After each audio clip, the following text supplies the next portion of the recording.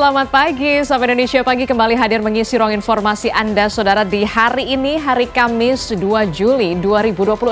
Bersama saya, Adisti Larasati. Dan saya Putri Okavianis. Jumlah informasi akan kami hadirkan, Saudara. Di antaranya tadi juga sudah disebutkan dalam headline. Kita tentu masih menunggu bagaimana penanganan dan juga soal kebakaran di TPA Jatiwaringin yang kemarin juga informasinya sudah sekian hektar ini terbakar atau hangus akibat kebakaran di area TPA tersebut. Ya, upaya pemadaman terus dilakukan oleh tidak hanya oleh pemadam kebakaran tapi juga mengerahkan ada BNPB. Bahkan yang terbaru, Saudara, semalam BNPB juga mengerahkan upaya waterbombing untuk memadamkan api yang membakar di wilayah TPA Jatiwaringin. Tentu ini menjadi perhatian khusus tidak hanya untuk wilayah-wilayah di sekitarnya, tapi kemudian yang dikhawatirkan adalah ketika kebakaran ini semakin meluas dan sampai ke permukiman warga. Ini yang harus dicegah oleh pemerintah daerah setempat untuk bisa segera melakukan upaya pemadaman walaupun memang ada tantangan tersendiri. Salah satunya adalah udara yang kering dan juga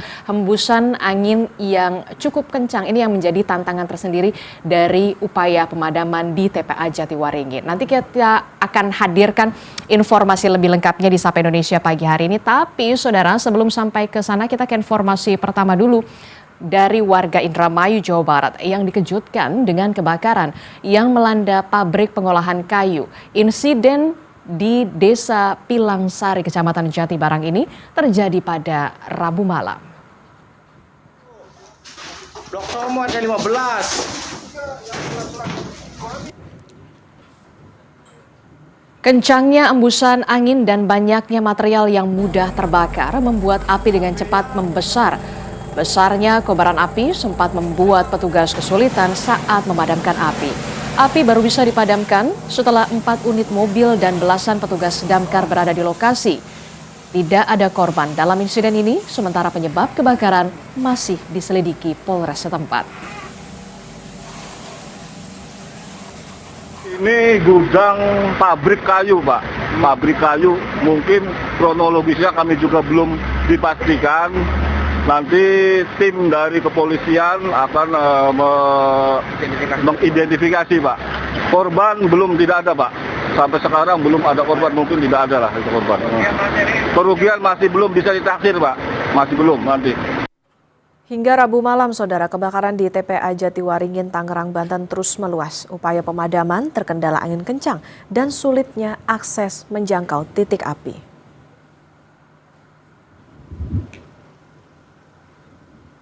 Api yang membakar tumpukan sampah di TPA Jatiwaringin masih menyala di sejumlah titik. Asap tebal juga masih membumbung dari gunungan sampah hingga menyelimuti area TPA. Pemadam masih bersiaga di lokasi dan berjibaku memadamkan api.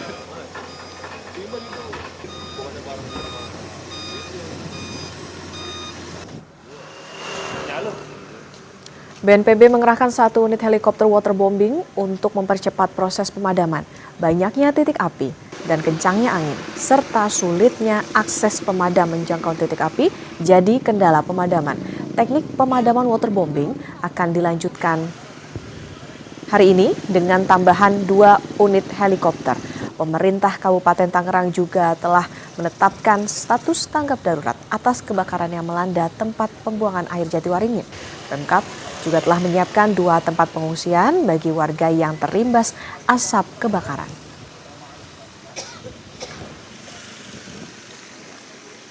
SOP dari penanganan pemadaman melalui udara itu kami serahkan kepada personil yang ada di heli dan Pak Jenderal Joni juga sudah komunikasikan pembagian tugas dari udara nanti oleh heli dan di darat kita bersama-sama terus sampai saat ini melakukan pemadaman di lokasi-lokasi yang saat ini masih ada apinya karena ini asapnya masih terus kita lihat begitu pekat begitu. Ditentukan ada 2 tempat-tempat yang untuk bisa menampung para warga masyarakat yang perlu memang kalau terdampak dengan asap kita siapkan 2 tempat.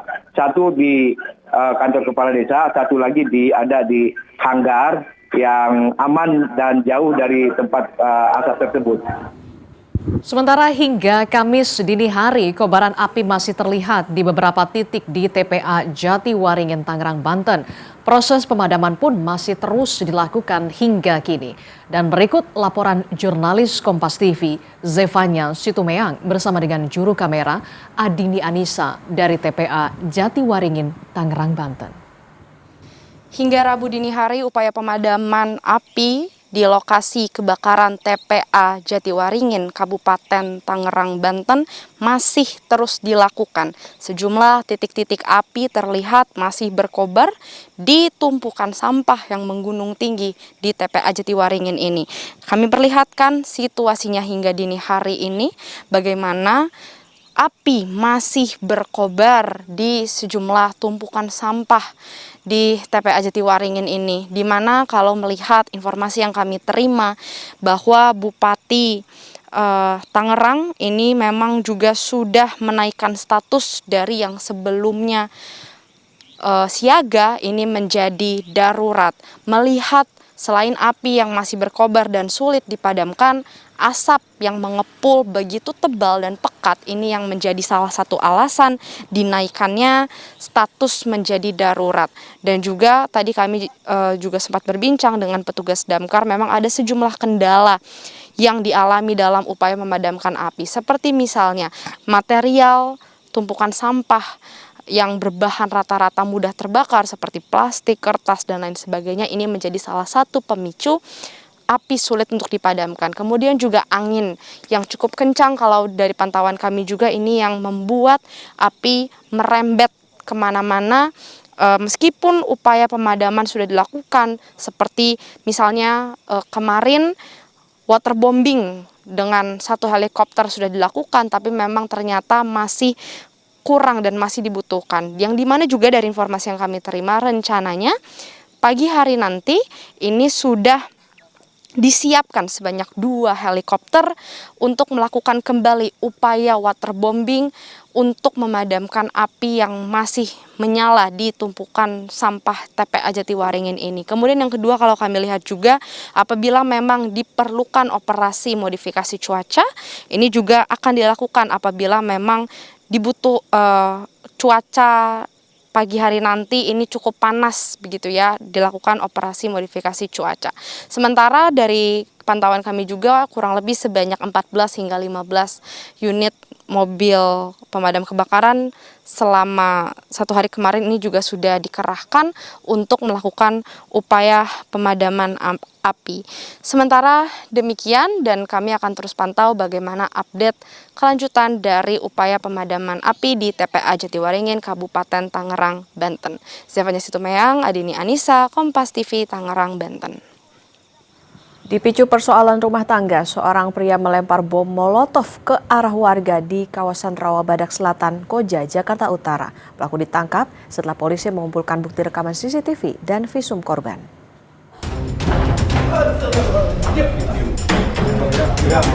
4 hari buron, pelaku pelemparan bom molotov di kawasan Rawabadak Selatan, Koja, Jakarta Utara diringkus anggota Polres Metro Jakarta Utara di rumah persembunyiannya di Cipinang, Jakarta Timur. Polisi juga menangkap teman pelaku lainnya di Cilincing, Jakarta Utara. Tersangka H bisa kami amankan di daerah Cipinang dan juga tersangka MT berhasil kami amankan di daerah Cilincing, yang dimana kedua alamat tersebut merupakan pelarian daripada kedua tersangka tadi. Selama kurang lebih 4 hari mereka berpindah-pindah tempat, tidak berada di kediamannya yang sesuai dengan alamat. Polisi mengatakan motif pelaku melempar bom molotov itu lantaran dipicu permasalahan rumah tangga serta cemburu. Sehari sebelumnya pelaku sempat cekcok dengan mantan istrinya hingga berujung penganiayaan. Rupanya tindakan pelaku tidak berhenti sampai di situ. Keesokan harinya pelaku mengajak rekan-rekannya melakukan pelemparan bom molotov ke arah sekelompok warga.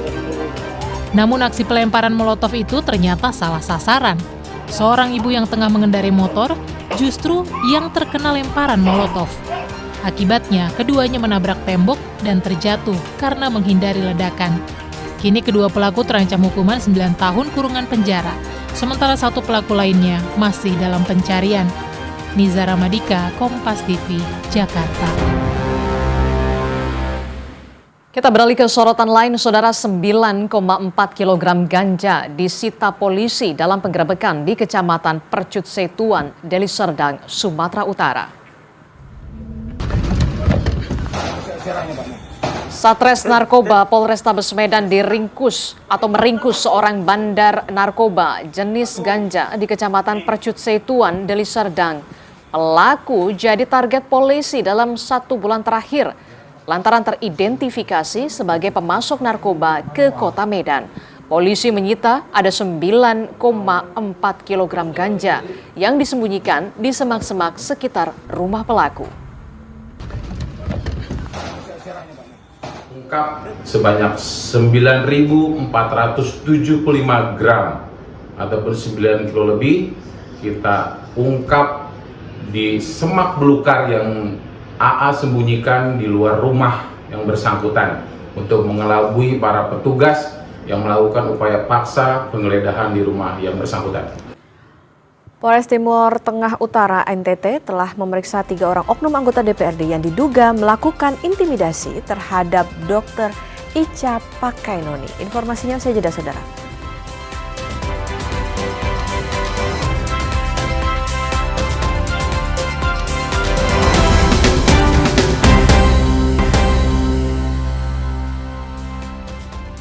Kembali di Sapa Indonesia Pagi, Saudara. Polres Timur Tengah Utara NTT telah memeriksa 3 orang oknum anggota DPRD yang diduga melakukan intimidasi terhadap Dr. Ica Pakainoni.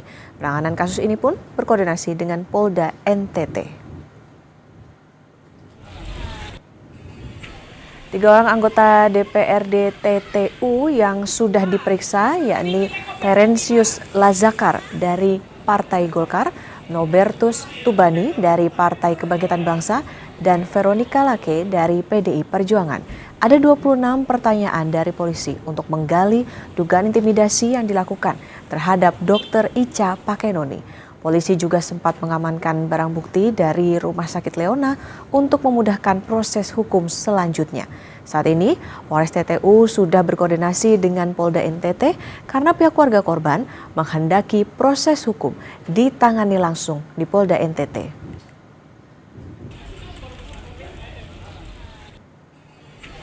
Benar, 3 orang oknum anggota DPRD TTU telah dilakukan pemeriksaan oleh Polres Timur Tengah Utara. Ya, benar. Ada sekitar 24 pertanyaan.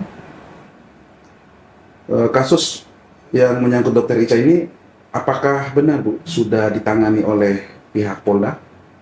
Kami sudah melaksanakan koordinasi dengan Polda.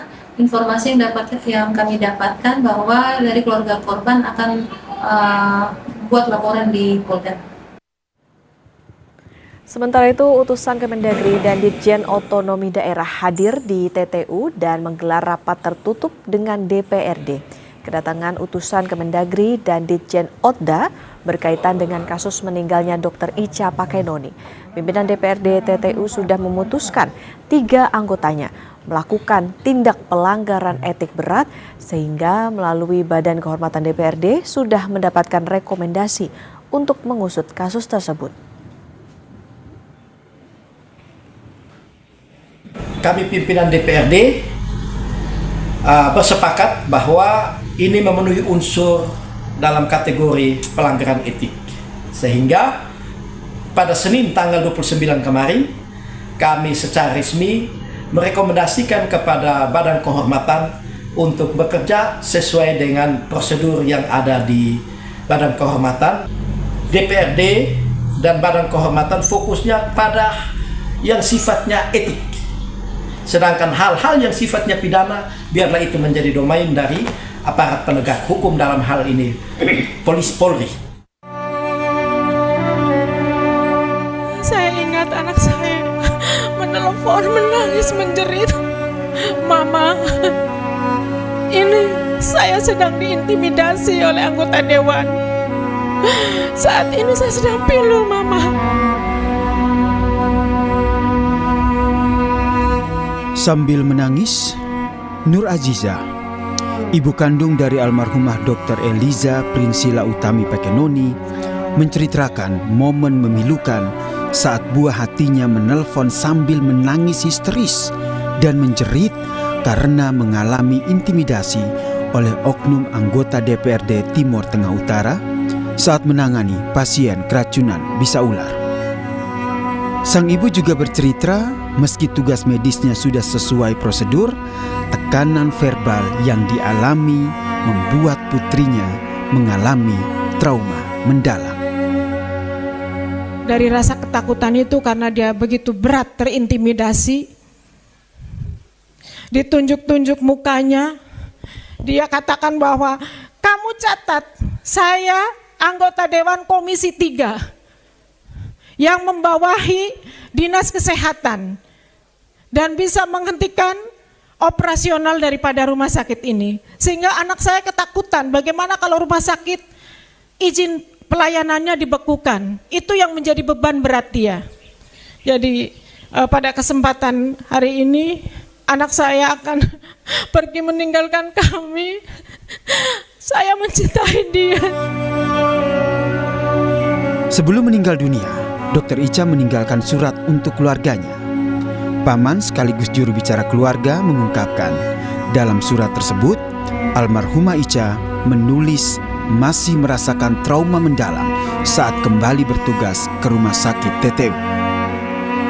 Dr. Ica juga menulis telah mengampuni perbuatan anggota DPR yang mengintimidasinya, tapi tidak dengan proses tindak pidana yang mereka lakukan.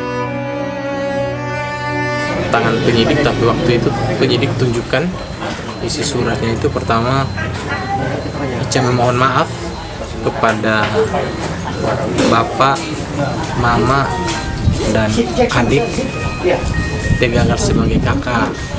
Itu yang Kiva itu dia tidak berotak, masih trauma untuk bertemu dengan 3 orang itu dia trauma. Itu dia mengampuni 3 anggota Dewan ini, tetapi tidak dengan proses dugaan tindak pidana yang mereka lakukan. Keluarga mendiang Dr. Ica pun sudah berencana melaporkan dugaan intimidasi ke Mapolda NTT pada Jumat pekan ini. Surat peninggalan almarhumah jadi salah satu bukti kuat yang disiapkan untuk proses pelaporan tersebut dengan harapan ada keadilan untuk menguak penyebab meninggalnya Dr. Ica. Tim Liputan, Kompas TV.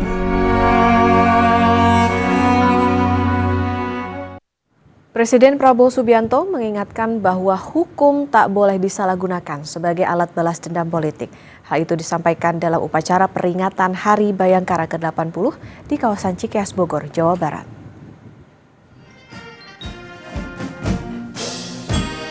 Presiden Prabowo Subianto mengingatkan jangan sampai ada kriminalisasi dalam penegakan hukum. Prabowo menegaskan bahwa hukum tidak boleh tajam ke bawah dan tumpul ke atas. Hukum tidak boleh menjadi alat kelompok yang punya uang. Hukum tidak boleh menjadi alat balas dendam politik. Hukum tidak boleh tajam ke bawah, tumpul ke atas. Hukum tidak boleh menjadi alat mereka-mereka yang punya uang. Hukum tidak boleh menjadi alat balas dendam politik. Hukum tidak boleh digunakan untuk kepentingan satu kelompok manapun. Tidak boleh ada kriminalisasi. Tidak boleh ada penyalahgunaan wewenang. Dan tidak boleh ada siapapun yang kebal terhadap hukum. Kita ke sorotan lainnya, Saudara. Roy Suryo menghadirkan sejumlah saksi, ahli, serta bukti video penangkapan dirinya dalam lanjutan sidang pra-peradilan yang mengagendakan pembuktian gugatan.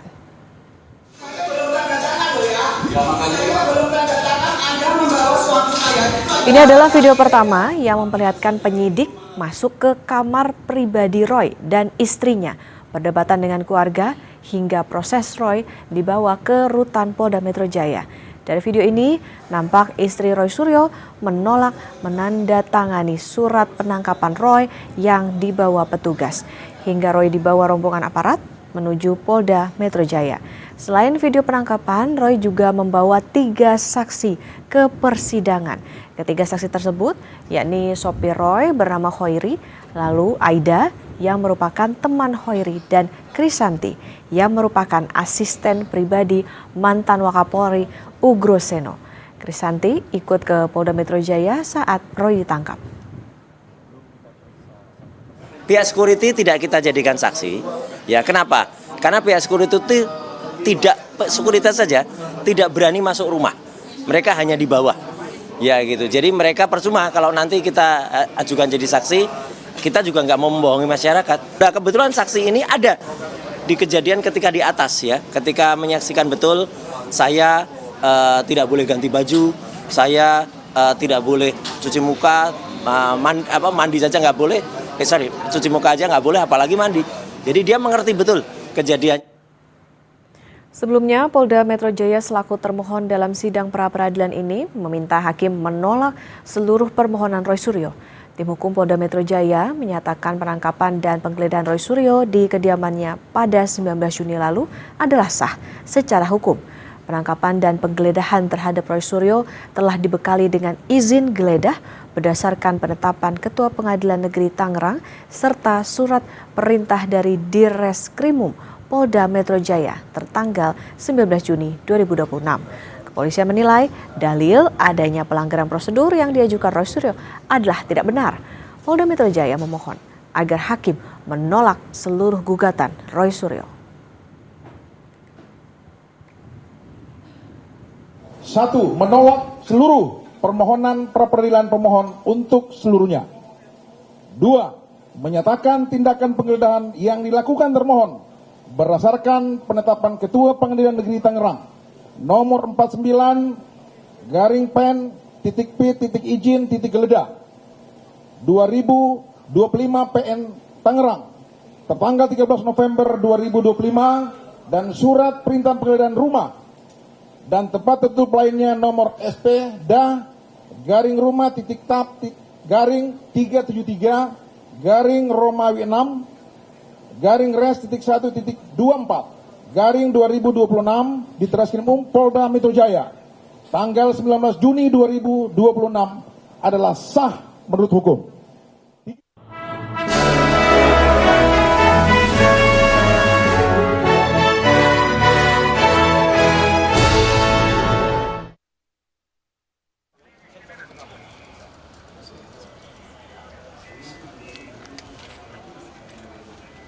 Ketua Mahkamah Agung Sunarto menjadi salah satu tamu undangan yang hadir dalam peringatan Hari Bayangkara ke-80 di Satuan Latihan Brimopolri, Cikeas Bogor pada Rabu pagi 1 Juli 2026. Dalam hal ini Sunarto hadir bersama dengan tokoh nasional lainnya. Kehadiran Ketua Mahkamah Agung menunjukkan sinergi antar lembaga dalam mendukung penegakan hukum yang berkeadilan dan berintegritas. Mahkamah Agung memiliki peran strategis dalam memastikan terwujudnya peradilan yang independen, berintegritas, dan memberikan kepastian hukum. Dalam sistem peradilan pidana, peran tersebut berjalan beriringan dengan tugas Polri dalam melakukan penyelidikan dan penyidikan. Sehingga koordinasi dan kolaborasi antar lembaga menjadi faktor penting untuk menghasilkan penegakan hukum yang efektif dan berkeadilan. Peringatan Hari Bayangkara ke-80 sendiri dipimpin langsung oleh Presiden Prabowo Subianto dan dihadiri para pimpinan lembaga negara, menteri kabinet, serta tamu undangan dari berbagai kalangan. Rangkaian acara diawali dengan upacara, dilanjutkan defile dan atraksi personel Polri, serta penampilan alat utama dan kemampuan Korps Bayangkara. Tahun ini, Hari Bayangkara mengusung tema 80 tahun mengabdi Polri untuk masyarakat yang menegaskan komitmen Polri untuk terus meningkatkan pelayanan, profesionalisme, dan pengabdian kepada masyarakat. Melalui kolaborasi antar lembaga penegak hukum, penanganan perkara diharapkan dapat berjalan secara efektif, sekaligus menjaga kepastian hukum dan rasa keadilan bagi masyarakat. Tim Liputan Kompas TV.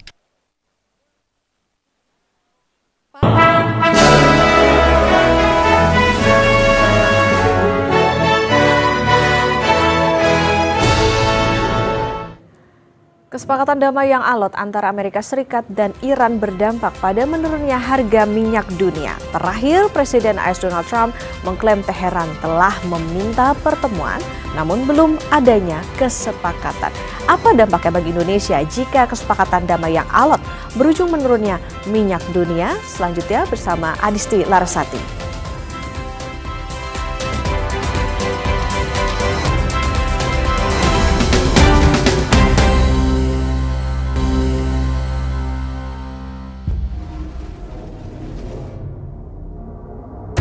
Amerika Serikat dan Iran menghadapi tenggat waktu kurang dari 60 hari untuk mencapai kesepakatan damai permanen yang diharapkan dapat mengakhiri perang sekaligus menyelesaikan sengketa terkait program nuklir Teheran. Namun, menjelang batas waktu tersebut, kedua negara masih berbeda pandangan mengenai pelaksanaan kesepakatan sementara yang dicapai bulan ini. Perbedaan itu bahkan terlihat dari pernyataan masing-masing pihak mengenai kelanjutan perundingan.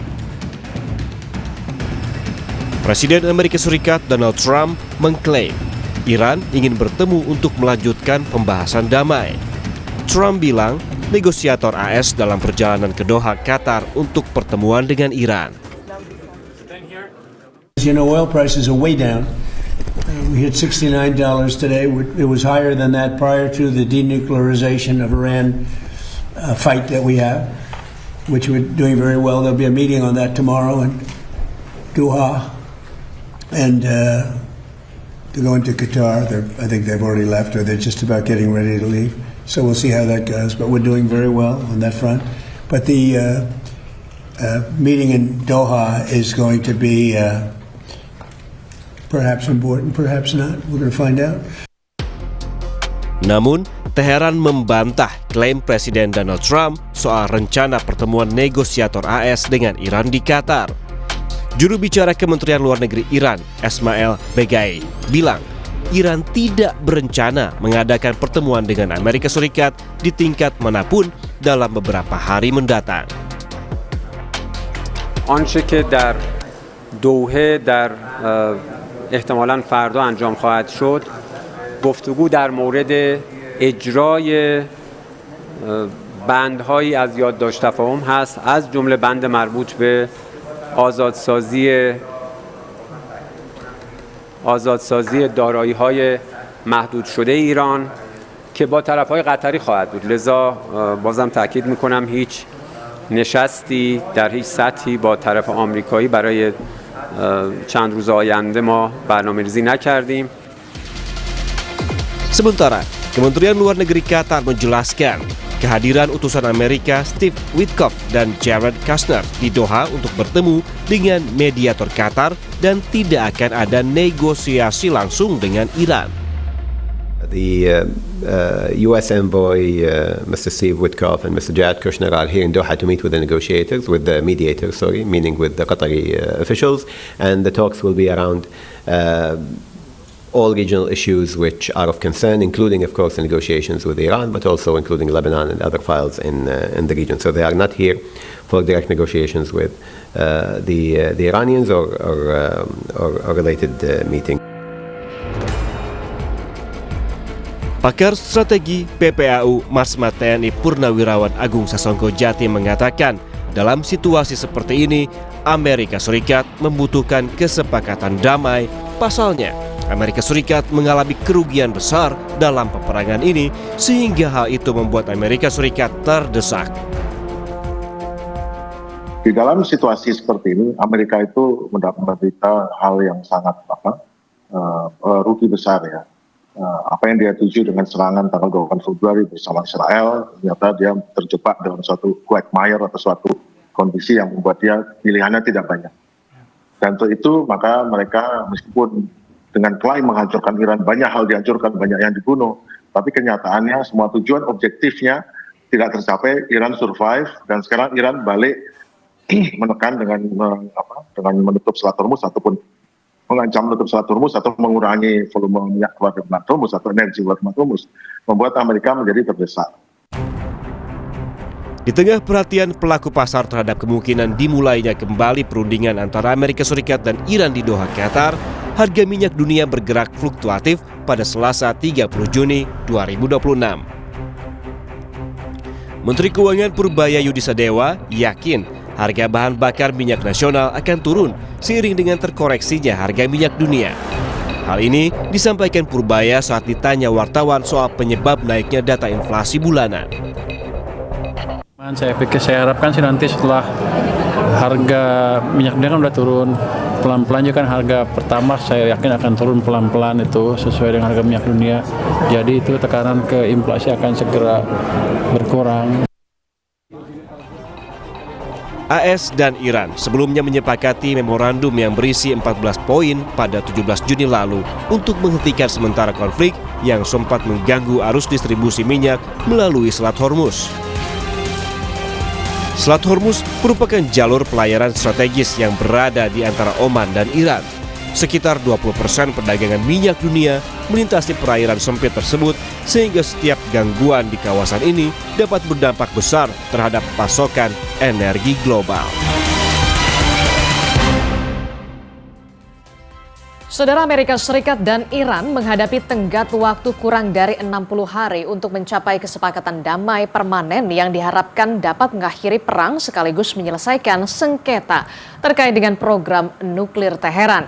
Di tengah perhatian terhadap kemungkinan dimulainya kembali perundingan Amerika Serikat dan Iran di Doha, Qatar, harga minyak dunia bergerak fluktuatif. Apa dampaknya bagi Indonesia jika kesepakatan damai buntu berujung menurunnya minyak dunia? Kami akan bahas bersama dengan pakar hubungan internasional dari Binus University. Sudah bergabung bersama kami melalui sambungan daring.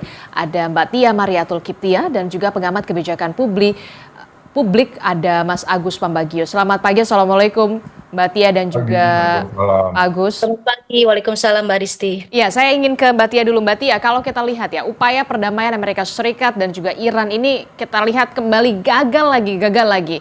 Nah, usai kedua belah pihak ini saling serang. Bagaimana Anda melihat ini? Apakah negosiasi damai masih mungkin berpotensi untuk berlanjut? Mudah-mudahan kalau memang mediatornya Qatar itu bisa berlanjut ya, meskipun agak pesimis Mbak Adisti, karena belum lama juga mereka saling serang. Dan ini baru pada tahap pertama loh, jadi artinya kan ini dibagi 3 tahap ya.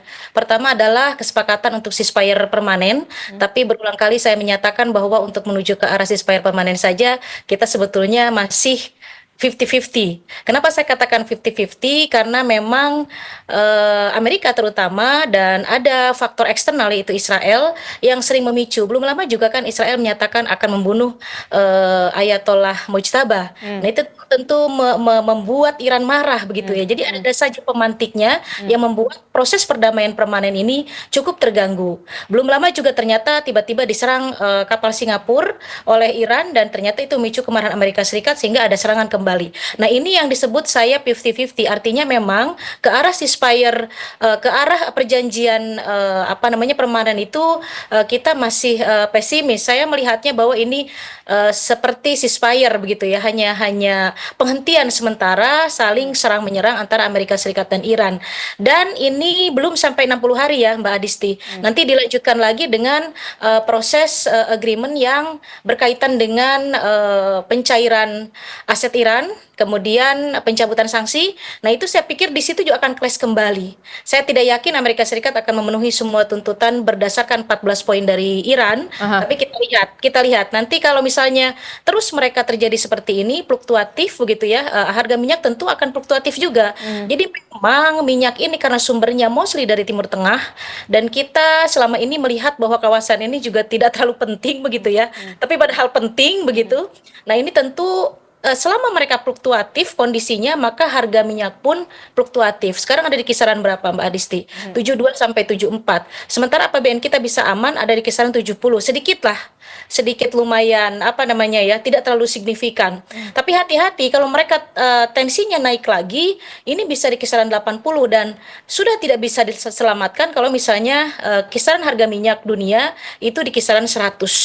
Jadi mengerikan ya kalau sampai di 100, itu artinya APBN kita bagaimana menutupi yang subsidi. Sekarang kan yang non subsidi sudah dinaikkan, itu juga menimbulkan gejolak yang luar biasa. Apalagi kalau misalnya yang non subsidi, yang subsidi juga ini akan cukup mengganggu terhadap perekonomian negara kita, terhadap keuangan negara kita, Mbak Adisti. Oke, kalau dari kacamata Mbak Tia, ini mengatakan pesimis lah akan ada terjadi kesepakatan yang permanen. Ini adalah langkah hanya bisa dikatakan fire begitu ya, gencatan senjata yang sementara. Nah, kalau dari kacamata Pak Agus Pambagio, kita lihat pergerakan harga minyak dunia ini kan tentu sangat dipengaruhi oleh kepastian, tapi ini tidak pasti. Faktanya ketidakpastian mengenai rencana pertemuan antara Amerika Serikat dan Iran di Doha. Apakah ini juga akan berpengaruh terhadap harga BBM di Indonesia? Itu sudah pasti? Iya, sudah pastilah. Begini dulu, perang itu kan penyebabnya hanya dua industri. Satu industri persenjataan dan dua industri farmasi. Ketika dua perusahaan besar itu semua merugi dan perang tidak akan pernah berhenti. Ya, kita lihat Ukraina dengan Rusia, ya akan pernah berhenti, lama itu. Ini juga pasti akan lama, karena apalagi Amerika sudah kehilangan besar, dan Iran juga terus diinjak-injak seperti itu. Mungkin Amerika pikirannya waktu itu adalah, oh seperti Irak, dia bisa ambil sebentar. Pengalaman dia di Vietnam harus jadi pelajaran. Nah, jadi menurut saya ketika industri pertahanan dan industri farmasi masih merugi, sulit untuk kita berhenti. Paling ya nego-nego terus, citra-citra terus yang akan melelahkan semua pihak. Tapi pertanyaan Anda soal harga minyak, iya. Karena kita sudah net importer 1 juta barrel per hari, itu bukan yang kecil. Ya kan? Kebutuhan kita akan naik terus, sementara APBN kita jebol. Kenapa? Nah, sekarang ini kan yang membayar semua import minyak itu Pertamina. Yang lalu nanti subsidinya diganti oleh pemerintah. Tapi sudah bertahun-tahun banyak subsidinya belum lunas. Pertamina sudah Senin Kemis ini. Seberapa jauh dia masih bisa menutupi import minyak ini? Betul, sekarang sudah di bawah 80, menjelang 70, tetapi sebentar lagi pasti akan naik lagi. Informasi yang terbaru di angkanya di 68 US dollar per barrel. Ya, cuma sebentar, tapi itu kan tidak otomatis turun terus harga minyak kita, BBM kita turun. Enggak, kan kita importnya ada waktunya. Mungkin waktu 3 bulan yang lalu belinya masih 100, ya nggak bisa langsung turun lah. Kan Pertamina bisa boncos itu. Nah, maksud saya, ini yang harus diatur oleh pemerintah, fiskalnya seperti apa. Saya bukan ekonom, mungkin nanti tanya teman-teman ekonom lebih paham ya. Jadi artinya tidak mungkin itu turun sudah 68 bahkan 50 kemarin besok misalnya. Nggak mungkin itu turun semua. Karena kita belinya sudah beberapa bulan yang lalu dan kontraknya misalnya 100. Nggak bisa itu. Nah, hal-hal semacam inilah yang harus diperhitungkan oleh pemerintah, Menteri Keuangan, Bank Indonesia, dan semua lembaga-lembaga yang berkaitan dengan import minyak. Ingat, kita net importer. Kalau dulu masih kita produksi sendiri, nggak masalah. Kita produksinya paling tinggal 500-600 ribu barrel per hari. Itu sih. Oke, kalau kita lihat kan kesepakatan ini masih belum menemukan kata yang dalam tanda kutip ya, sepakat begitu ya untuk yang permanen. Apakah Anda melihat harus ada, kalau di dalam negeri kita begitu ya, harus ada penyesuaian harga BBM non subsidi, terutama Pertamax. Kalau kita lihat harga minyak dunia ini lagi turun sekarang. Iya, nggak bisa langsung. Yang Pertamax kita beli sekarang itu belinya kapan? Itu harganya berapa? Bisa dicek itu. Nah, kalau itu diturunkan kan boncos Pertamina, rugi. Pemerintah harus mengganti atau bagaimana? Karena biaya-biaya subsidi itu sudah ratusan triliun belum dibayarkan kepada Pertamina, juga termasuk misalnya pada KAI, termasuk misalnya kepada BUMN-BUMN lain yang menjadi operator untuk impor. Nah, ini yang menjadi persoalan sekarang. Jadi tidak mungkin misalnya besok harga minyak jadi 50 seperti Anda sampaikan, Adisti, terus besok turun, enggak. Itu nggak akan bisa, itu harus dihitung. Ahlinya ada itu di SDM dan semua Kementerian Keuangan. Oke, jadi tidak serta-merta ya begitu ya? Kenapa? Ya, jadi tidak serta-merta begitu ya? Tidak bisa. Nah, apa upaya yang harus segera dilakukan oleh pemerintah agar kalau kita lihat harga minyak di Indonesia ini tidak terpengaruh cukup signifikan terkait dengan negosiasi Amerika Serikat dan juga Iran? Kalau kita lihat memang ini sangat berpengaruh sebenarnya. Ya, begini, pemerintah kita sampai hari ini bilang ekonomi kita baik-baik saja. Coba lihat negara tetangga semua udah bilang bahwa kita krisis. Ya, itu harus hati-hati berhemat, jangan bawa mobil, naik angkutan umum dan seterusnya. Banyak sudah, tapi kita tidak pernah bilang bahwa kita krisis, sehingga masyarakat tenang-tenang saja. Coba lihat level menengah bawah, itu sudah habis-habisan. Nah, kalau daya beli menengah, kelas menengah, dan sekarang yang atas juga sudah mulai mikir-mikir, itu akan ekonomi berat. Jadi semua mengandalkan pada APBN, sementara APBN habis untuk proyek-proyek yang tak jelas, meskipun itu proyek bagus, tapi tata kelola yang ngawur semua, yaitu misalnya MBG, misalnya koperasi desa, dan seterusnya, itu yang harus dihitung, supaya kita bisa umur panjang devisa kita pada tahun ini dan atau bahkan tahun-tahun ke depan. Kebijakan publik seperti apa yang segera harus dilakukan oleh pemerintah untuk bisa mengantisipasi jangan sampai kita berada di titik kritis? Itu tadi, sekarang kita kan minta MBG dan semuanya itu di moratorium dulu, di review. Mana kan tidak semuanya semuanya harus bangun koperasi, semua lalu orang koperasi latihan militer kan tidak perlu itu menghabiskan uang. Nah, hal-hal yang taktis seperti taktis dan lebih kepada citra gitu, hentikanlah. Segera hentikan, karena kalau tidak kita boncos ini. Betul-betul anggarannya tidak ada, dan saya tidak tahu, mungkin kawan-kawan ekonom tahu seberapa kuat cadangan devisa kita, karena dolar memang turun dari 18.000, masih sekitar 17.000 turun naik, tapi itu kan intervensi besar. Saya kemarin ke bank beberapa bilang, Pak, ada uang lebih nggak? Tolong taruh di sini. Kaget saya. Loh, itu kan artinya bank kekurangan uang. Ya, jadi hal semacam ini emergency menurut saya. Segera Kementerian Keuangan, BI dan pemerintah duduk bareng, gimana ini supaya menahan panjang kita, karena perang belum akan selesai dalam hitungan tahun menurut saya. Oke.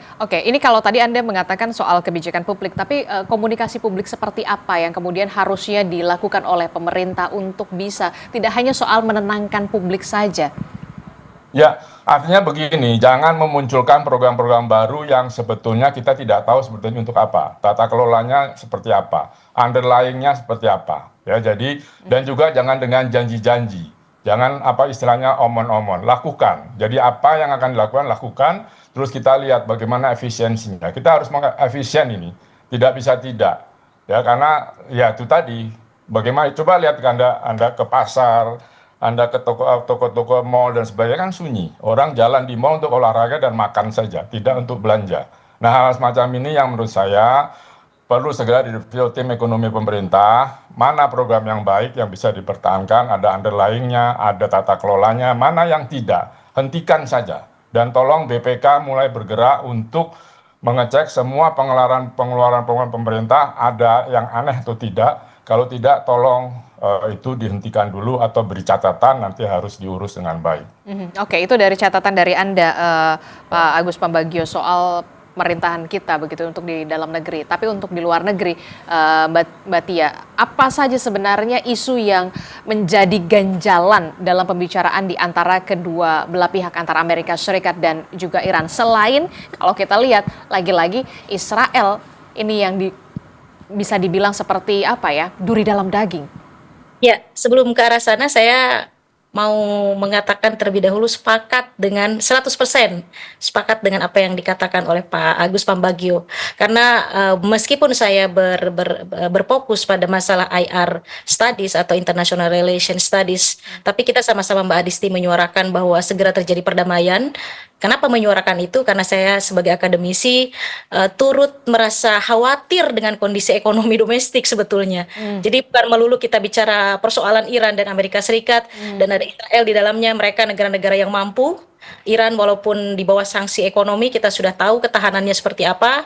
Amerika adalah negara adidaya, Israel juga negara kaya. Sementara kita ketika mereka berkonflik itu akan sangat terkena imbasnya. Karena memang kita adalah importir energi, terutama dari negara-negara Timur Tengah, dan mereka sekarang masih terganjal dengan beberapa poin. Ini baru pada tahap 1 saja mereka belum sepakat, Mbak Adisti, yaitu mengenai perjanjian perdamaian permanen. Itu saja belum ketemu. Belum nanti masuk pada tahap 2 di mana Amerika Serikat harus membayar 2.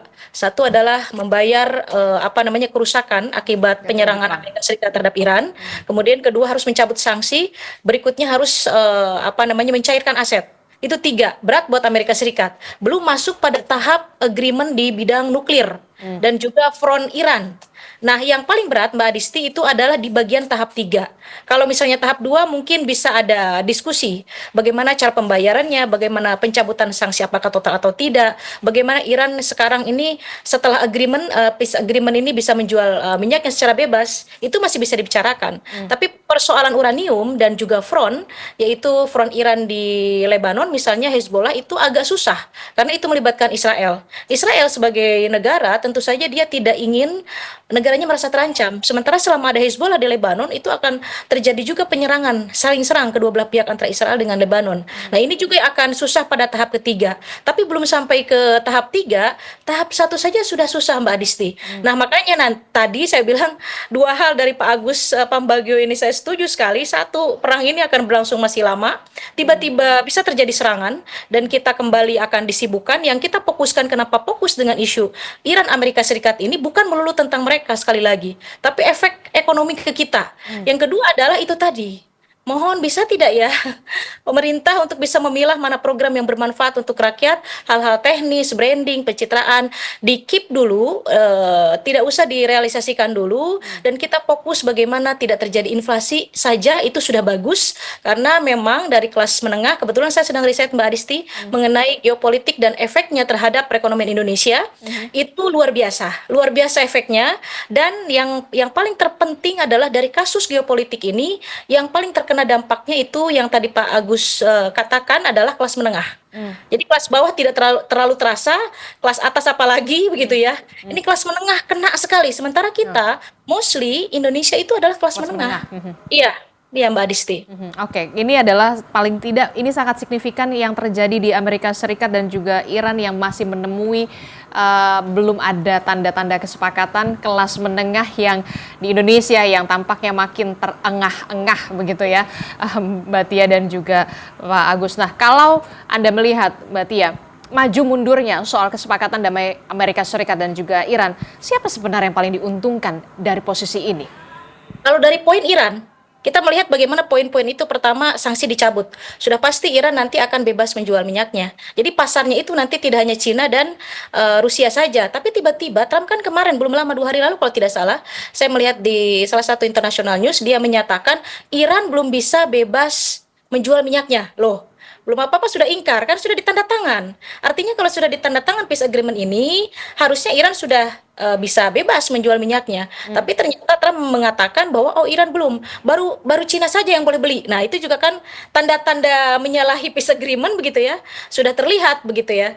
Jadi memang agak-agak susah dan complicated karena memang di situ ada unsur bisnis senjata juga, ada unsur yang lain-lain, dan efeknya ke kita luar biasa, kena industri di manufaktur, kena ke pertanian, kena ke perikanan, hampir semua sektor kita kena. Karena kita mostly menggunakan energi begitu ya.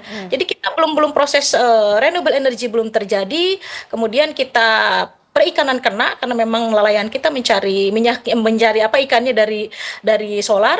Pertanian kena, pupuk karena kita impor, itu luar biasa kenanya. Manufaktur juga kena karena mostly mesin juga menggunakan energi. Sementara manufaktur itu relate dengan kebutuhan pokok kita. Tentu ini kalau tidak pemerintah cerdas memilah program, khawatirnya ini akan semakin terpuruk kondisi perekonomian kita dan akan terjadi inflasi. Jadi kembali lagi ke Iran, Mbak Adisti, kalau dari poin tentu menguntungkan Iran, tapi sekali lagi Amerika tidak bodoh, tidak mungkin poin-poin itu diabaikan begitu saja, karena dari poin-poin itu semuanya, hampir semuanya dari 14 poin itu menguntungkan Iran, dari ekonomi, dari segi uranium, kemudian dari segi ceasefire agreement begitu ya. Jadi saya melihat ini adalah bagian daripada taktik Amerika Serikat untuk meredakan ketegangan sementara. Tapi kita lihat nanti strategi apa lagi yang akan dimainkan oleh Amerika dan Israel untuk kembali terjadi tension. Nah, ketika terjadi tension itu, khawatirnya harga minyak yang sekarang saat ini ada di 68 tadi menurut Mbak Adisti, nanti bisa naik kembali. Harga minyak mentah naik tentu akan menggebuk kembali perekonomian kita. Oke, masih fluktuatif semuanya, keadaan masih dinamis, masih dari kata sepakat masih jauh antara Amerika Serikat dan juga Iran.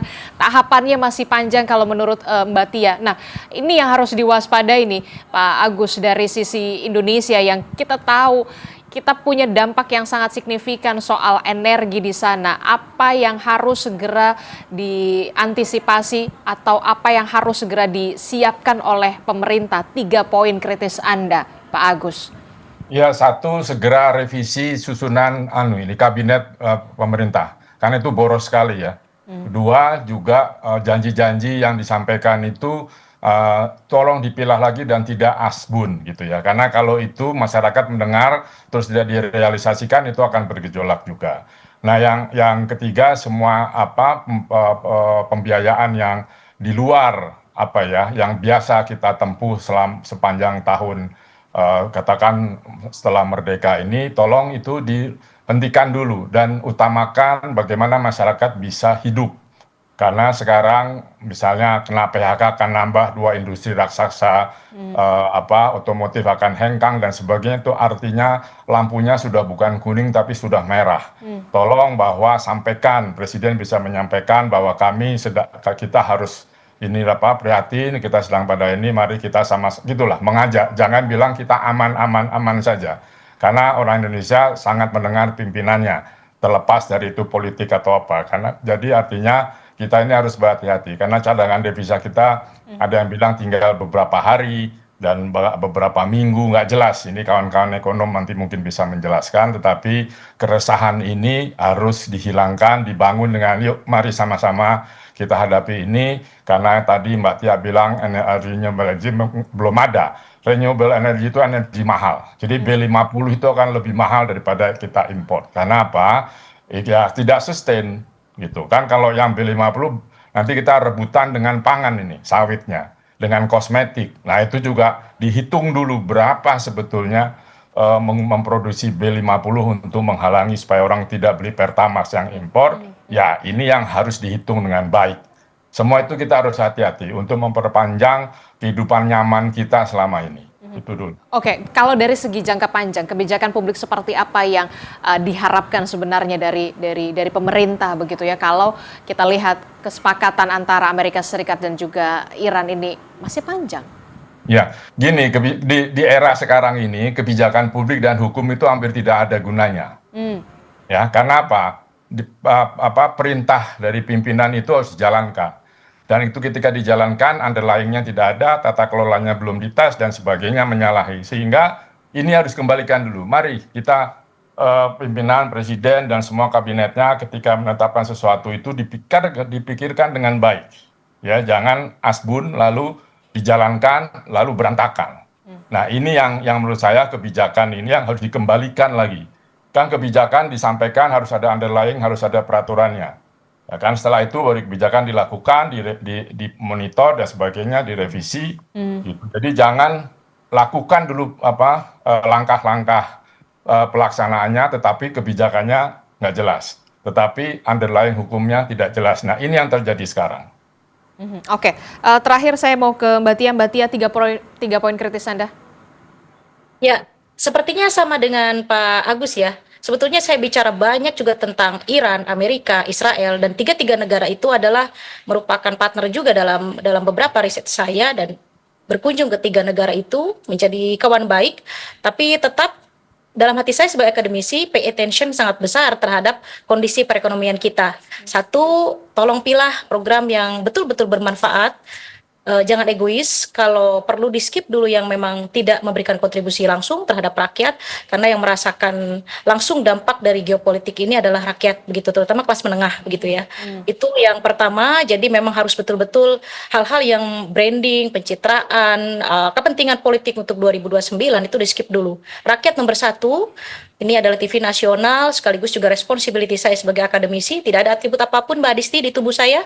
Jadi pure saya akademisi dan khawatir yang luar biasa dari dalam hati saya tentang kondisi saat ini di Timur Tengah sana yang memberikan efek luar biasa ke kita. Kemudian yang kedua, jangan terlalu menenangkan, tapi action. Kebanyakan pejabat kita menenangkan, cukup, duitnya adalah banyak dan lain sebagainya. Kemudian semuanya bisa teratasi, tapi pada kenyataannya APBN kita sangat terseok-seok. Nah, rakyat harus tahu juga bagaimana kondisi ini dan dilakukan penghematan dan pemilahan mana yang sekiranya itu adalah memicu pertumbuhan ekonomi kita. Yang ketiga mungkin saya juga bukan ekonom, tapi setidaknya karena saya dulu pernah di des ekonomi harus pay attention juga terhadap kebijakan moneter ataupun fiskal, mana yang harus diselaraskan sehingga memang tidak terjadi inflasi ya. Yang nanti efeknya adalah Mbak Adisti bayangkan baru pada tahap kenaikan BBM yang memang non subsidi saja itu luar biasa ada terjadi demonstrasi. Betul. Jadi saya khawatirnya ini akan berdampak kalau memang kondisi APBN kita tidak bagus, harga minyak dunia naik, kemudian yang subsidi juga pada akhirnya dinaikkan, itu akan terjadi chaos saya pikir. Jadi memang harus hati-hati di 3 poin itu, pertahankan untuk BBM subsidi jangan sampai dinaikkan, begitu ya, karena yang non subsidi dinaikkan juga sudah ada gejolak. Kemudian yang kedua, pilih program yang bermanfaat untuk rakyat dan skip dulu yang berkaitan dengan branding, kepentingan politik dan lain sebagainya. Yang ketiga, ya terjadi penghematan yang memang harus kira-kira boleh dihemat dan tidak. Tadi Pak Agus dengan clear menyatakan kayak koperasi desa atau MBG, sekiranya itu memang bukan harus ditolak ya. Sekiranya harus di skip dulu karena kan latihan dan sebagainya itu cukup memberikan mengeluarkan budget yang cukup besar dan itu dari APBN kita.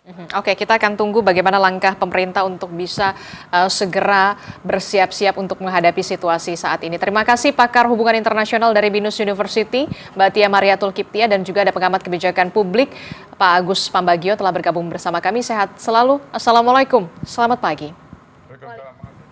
Mbak Tia. Saudara, informasi penting lainnya masih akan kami hadirkan. Suhu ekstrim mencapai 40 derajat Celcius melanda negara di Balkan Barat Serbia. Kafe dan juga air mancur diserbu warga demi menghalau sengatan gelombang panas.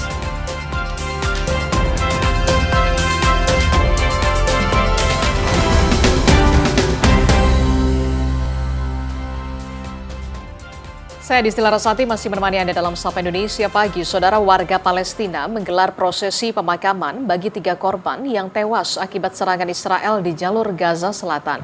Insiden ini menambah daftar korban jiwa di tengah gencatan senjata yang masih rapuh. 3 korban terdiri dari 2 pria dan seorang anak laki-laki berusia 10 tahun. Mereka tewas setelah serangan Israel menghantam kawasan perkemahan tenda di Al-Mawasi, Khan Yunis pada Selasa. Prosesi pemakaman dilaksanakan di halaman Rumah Sakit Nasser sebelum jenazah dimakamkan. Menurut Kementerian Kesehatan Gaza, sejak gencatan senjata diberlakukan Oktober lalu, lebih dari 1.000 warga Palestina telah tewas akibat serangan yang terus berlanjut, termasuk ratusan anak-anak dan juga perempuan. Sementara pihak Israel menyatakan operasi militernya merupakan respon atas serangan dan pelanggaran yang dilakukan kelompok militan di Gaza.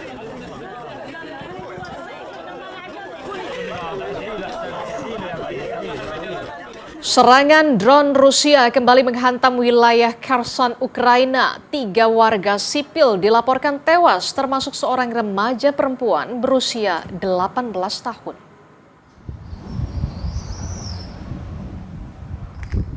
Menurut pejabat setempat, drone Rusia menyerang sebuah minibus yang mengangkut warga sipil di Kherson. Serangan itu menewaskan 2 orang dan melukai 6 lainnya. Salah satu korban adalah remaja berusia 18 tahun yang tengah menuju pengurusan dokumen pendaftaran kuliah. Pada hari yang sama, drone Rusia kembali menyerang pusat kota. Serangan kedua menyebabkan 1 orang tewas dan 2 warga lainnya luka-luka.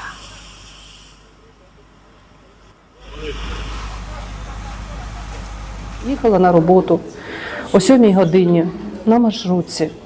І ми від'їхали тільки одну зупинку, під'їжджали до другої зупинки.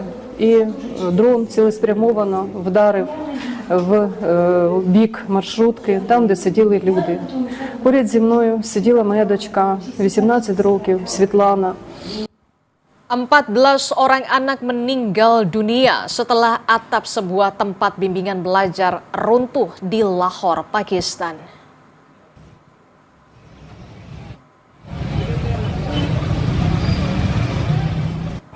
Lokasi kejadian dikerumuni warga dengan polisi dan juga petugas medis yang berkumpul. Sejumlah anggota keluarga korban histeris atas tragedi runtuhnya atap tempat bimbingan belajar ini. Selain menewaskan 14 anak, sejumlah anak lainnya juga terluka. Total ada 35 anak di dalam ruangan ketika kejadian. Tim penyelamat bergegas mengevakuasi korban dari runtuhan. Diketahui sedang berlangsung pekerjaan konstruksi di lantai atas tempat bimbel, sementara anak-anak sedang belajar di lantai dasar. 2 orang termasuk pemilik bangunan telah ditahan untuk pemeriksaan.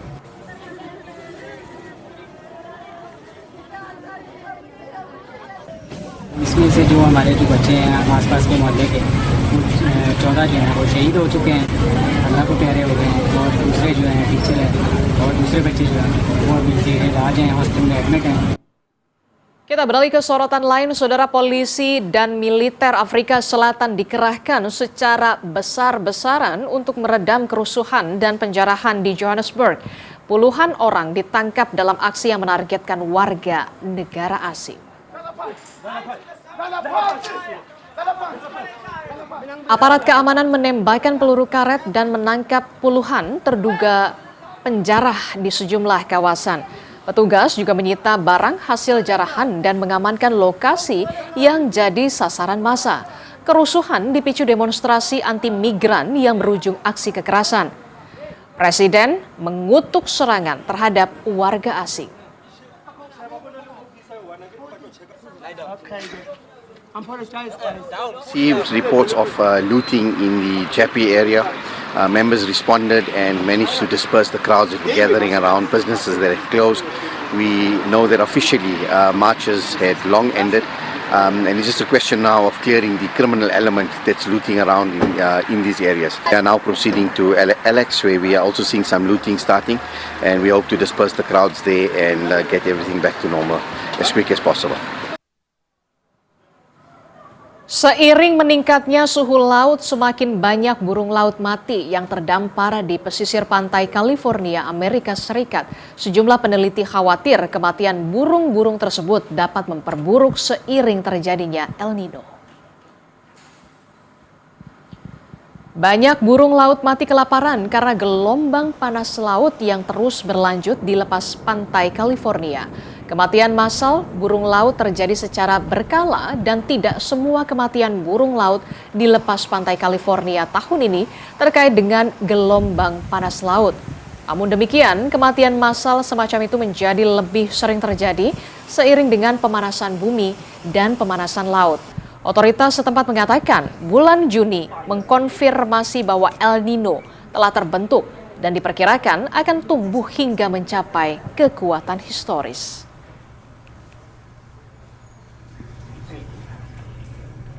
We're getting a large number of calls to our bird helpline. It's a toll-free number, 866-SOS-BIRD, B-I-R-D. That's meant to be a support for the public who see bird challenges, birds sick or dying on the beach, large numbers of dead birds. And it's not abnormal to see dead birds on the beach, but the quantity of dead birds is unusual. We match that with the concern of the marine heat wave. We think these birds are not being able to access the food that is so important for their livelihood. Suhu ekstrim mencapai 40 derajat Celcius melanda negara di Balkan Barat. Kafe dan juga air mancur diserbu warga demi menghalau sengatan gelombang panas. Air mancur kota Belgrade, Serbia ini ramai dengan warga yang mendinginkan diri. Tak sedikit yang memilih berteduh di kafe akibat gelombang panas. Otoritas berwenang mengimbau warga untuk memperbanyak minum dan mengurangi aktivitas di bawah terik matahari.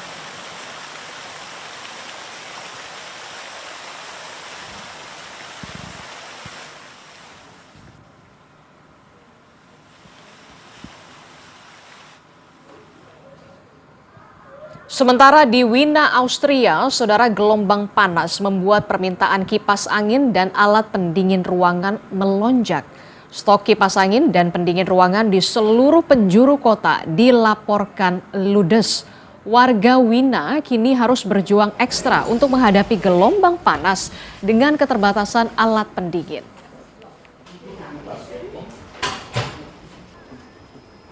Wir haben in ganz Wien nach Klimaanlagen gesucht, in sehr viele Geschäften, alles, was Sie sich vorstellen können, alle Geschäfte nachgefragt. Leider haben wir nichts bekommen und es ist 14:30 Uhr und wir haben wirklich nichts mehr. Und die letzte Hoffnung wäre hier gewesen. Sementara di Sydney, Australia, sejumlah kipas pendingin dipasang di ruang ganti dan bangku cadangan di beberapa lapangan sepak bola. Bahkan beberapa di antaranya menggunakan aplikasi pengukur suhu ruang. Ini dilakukan guna mengetahui tingkat suhu saat bermain di lapangan. Dengan aplikasi ini, para penggunanya bisa memilih lokasi hingga olahraga yang dilakukan. Sebelumnya, gelombang panas ekstrim melanda wilayah Tenggara Australia. Otoritas setempat memperingatkan bahwa perubahan cuaca disertai angin kencang berpotensi memperburuk situasi. Taken to having, fans and misting fans in change rooms and on the benches, wet towels for the players as well. The drinks breaks obviously a contentious new issue in the World Cup, but something that's been quite normal here for us in the warmer months when we start and finish seasons. So that's on one side. In advance of that is obviously using the different tools and technologies that are available for us to know what that heat risk looks like in advance and be able to plan accordingly, e.g. moving games from the hotter parts of the day into the cooler parts of the day. Informasi penting lainnya masih akan kami hadirkan usai jeda. Timnas Inggris lolos ke babak 16 besar Piala Dunia setelah menang dramatis 2-1 atas Republik Demokratik Kongo. Informasi lengkapnya hadir usai jeda.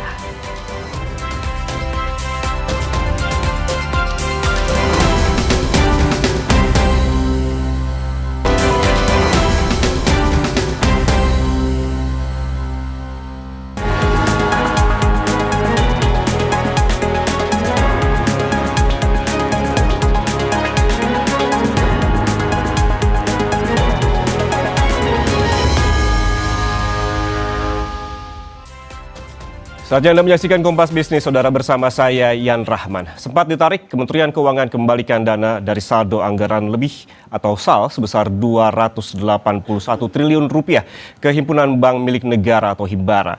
Penempatan ini diperpanjang hingga akhir Desember 2026. Usai rapat dengan pimpinan DPR RI membahas upaya mitigasi stabilitas ekonomi, Kementerian Keuangan mengungkapkan pemerintah akan mengembalikan dana pemerintah yang ada di Bank Sentral ke Himbara. Hal ini dilakukan sebagai upaya memperkuat perbankan dalam menyalurkan kredit ke masyarakat untuk menumbuhkan laju pembukaan lapangan kerja dan belanja konsumsi masyarakat. Meski sempat diambil secara bertahap, pemerintah memutuskan untuk mengembalikan dana kas negara sebesar 281 triliun rupiah dan berencana menyiapkan tambahan dana siaga sebesar 100 triliun rupiah apabila perbankan memerlukan tambahan likuiditas.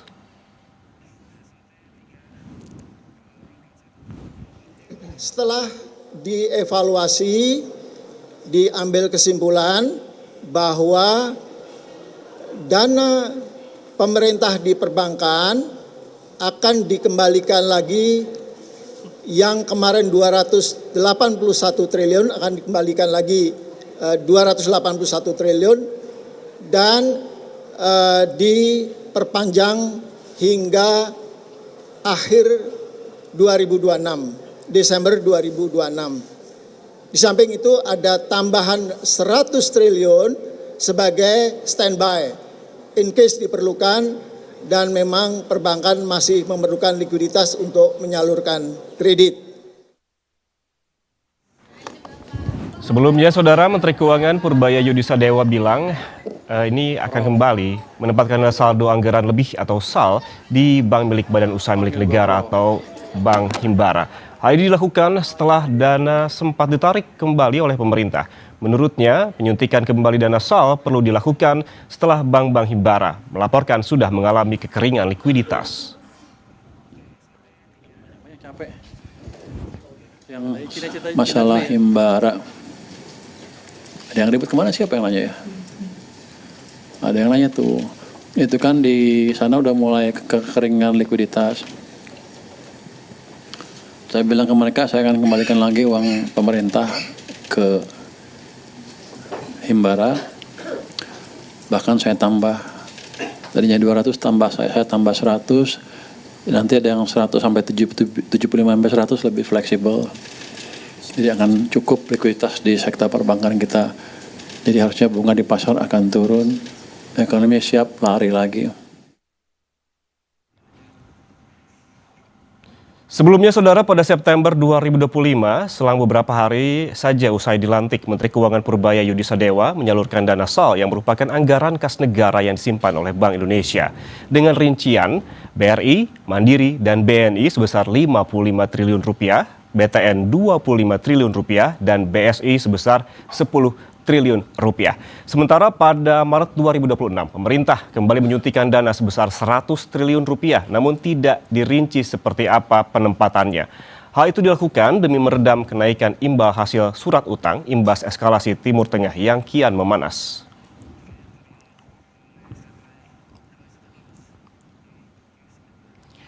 Saudara, kemudian seberapa besar dampaknya terhadap pertumbuhan kredit dan ekonomi sehingga pemerintah harus kembali menempatkan SAL sebesar 281 triliun rupiah di Bank BUMN? Kita bahas bersama Kepala Ekonom Bank Permata, Joshua Pardede. Mas Joshua, selamat pagi, apa kabar? Selamat pagi, Yan, kabar baik. Mas Joshua, ini menurut Anda akan seberapa besar dampak kembalinya dana SAL ke Himbara terhadap pertumbuhan kredit? Ya, kami melihat memang ini jalur dari dampak dari penempatan kembali ya saldo anggaran lebih pemerintah di Bank Himbara ini memang ada melalui 3 jalur ya. Yang pertama adalah jalur pendanaan ya, di mana ketika dana SAL ini kembali ke Himbara tentu Bank Himbara mendapatkan sumber dana murah yang tidak perlu lagi diperebutkan di pasar, sehingga tekanan untuk menaikkan bunga deposito ini juga bisa dapat diredam gitu ya, sehingga special rate yang juga cukup menjadi concern dari Bank Indonesia ini pun juga bisa diredam. Yang kedua adalah melalui jalur kapasitas, meaning adalah dengan likuiditas yang lebih besar, Himbara juga yang seperti diharapkan oleh Kementerian Keuangan ini bisa memberikan ruang yang lebih luas untuk menyalurkan kredit ya, tanpa mengorbankan juga rasio kecukupan modal dan juga menekan rasio likuiditasnya ke titik yang lebih berisiko. Yang ketiga adalah tentunya jalur ekspektasi, di mana memang kepastian bahwa likuiditas yang tersedia tersebut ini membuat perencanaan bisnis dari perbankan Himbara ini akan lebih akan lebih terukur, sehingga untuk merealisasikan portfolio kredit yang selama ini mungkin ditahan karena tadi ada kekhawatiran kekeringan dana. Ya, namun kembali lagi yang lebih penting lagi yang mungkin yang sering diabaikan adalah transmisi dari likuiditas menuju kredit ini memang tidak otomatis ataupun tidak 1:1 gitu ya. Karena kalau kita melihat misalkan data Mei 2026 menunjukkan kredit perbankan memang tumbuh 10,8% gitu ya, secara tahunan. Naik signifikan dari bulan sebelumnya masih single digit gitu, dan ini pertumbuhan ini memang menjanjikan di atas permukaan gitu. Tapi kalau kita telusuri berdalam lagi, sebagian besar lonjakan kredit ini tumbuhnya di segmen korporasi gitu ya, masih double digit gitu. Artinya manfaat likuiditas SAL ini lebih mengalir ke sektor-sektor korporasi yang besar dan proyek-proyek investasi yang berskala besar, bukan ke lapisan ekonomi yang membutuhkan dukungan dari akses kredit, misalkan tadi kredit UMKM seperti itu. Ini lebih ke korporasi, dan juga kita garis bawahi ada 3 hal begitu yang terkait dengan pendanaan, kapasitas, dan juga ekspektasi. Tapi kalau kita review sebelumnya, Mas Joshua, ini kan pada September 2025 Himbara disuntik 200 triliun, kemudian Maret ditambah sebesar 100 triliun, hampir 10 bulan setelah diinjek SAL. Apakah Anda melihat ada dampak yang signifikan? Ya, kalau kita lihat dari sisi positifnya, memang kredit perbankan udah mulai bergerak ya, dari yang pertumbuhan yang relatif stagnan di kisaran 7 hingga 8%, ya ini pasca September 2025 ini menuju ke pertumbuhan double digit gitu ya, sesuai dengan ekspektasi dari Menteri Keuangan bahwa pertumbuhan kredit ini berpotensi untuk mencapai 13 hingga 14% kalau tadi likuiditasnya terjaga. Tapi setelah sempat dana SAL itu ditarik gitu ya, Himbara sendiri juga memberikan masukan bahwa pertumbuhan kredit ini bisa turun kembali ya ke bawah 8%, dan ini bahkan mendekati 7%, yang pada akhirnya ini bisa mengkhawatirkan ataupun bisa membayangi juga percepatan ekonomi secara keseluruhan. Namun kembali lagi dari sisi distribusi manfaat ya, kalau kita lihat ini hasilnya belum merata. Artinya memang kredit UMKM per Mei ini masih tumbuh flat ya, 0,6% secara tahunan. Dengan kredit modal kerja UMKM pun juga masih terkontraksi ya, 4,5%. Meskipun memang rasio-rasio likuiditas ya, AL per DPK di bulan April itu masih terjaga ya. Namun dan juga masih di atas ambang batas minimumnya 10%. Namun yang menunjukkan memang sesungguhnya kondisi likuiditas perbankan ini cukup liquid ya, dan ini mengisyaratkan bahwa hambatan utama dari perbankan ini bukan lagi pasokan dana, tapi permintaan kredit yang lemah dari sisi UMKM akibat ketidakpastian dari usaha, daya beli yang tertekan dan juga biaya bahan baku yang juga meningkat. Dan ini tentunya dampak dari penempatan SAL ke UMKM ini tidak bisa optimal hanya dalam waktu 6 bulan, karena siklus usahanya pun juga berputar dalam mungkin lebih panjang lagi waktunya. Oke, sebelum kita lebih jauh membahas terkait dengan bagaimana dampaknya terhadap UMKM yang juga jadi perbincangan di bulan sebelumnya begitu terkait dengan remunerasi, Mas Joshua. SAL yang ditempatkan di Himbara sempat ditarik lagi dengan iming-iming menaikkan remunerasi dari Bank Indonesia. Apakah keputusan mengembalikan dana SAL ke Himbara ini artinya lebih efektif dan menjanjikan dibandingkan dengan bunga yang dibayarkan oleh Bank Indonesia?